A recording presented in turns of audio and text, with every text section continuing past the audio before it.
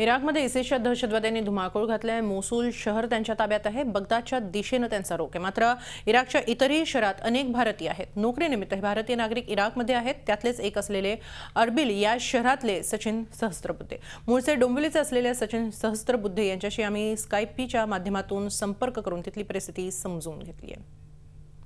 सचिनजी, तुम्ही इराकमध्ये आहात, तिथे नेमकी काय परिस्थिती आहे?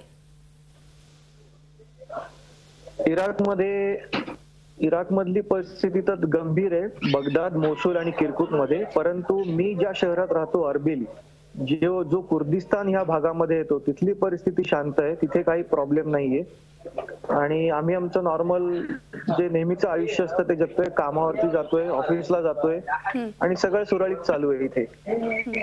तसंच भारत सरकारने तुमच्याशी काही संपर्क साधलाय का? त्यांनी काही ह्या संदर्भात सांगितलंय का?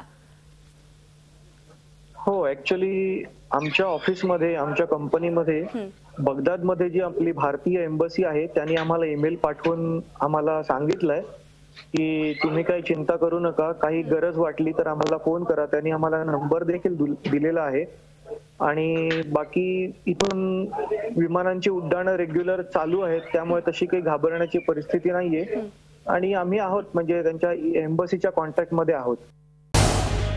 झी 24 तास रहा एक पाऊल पुढे।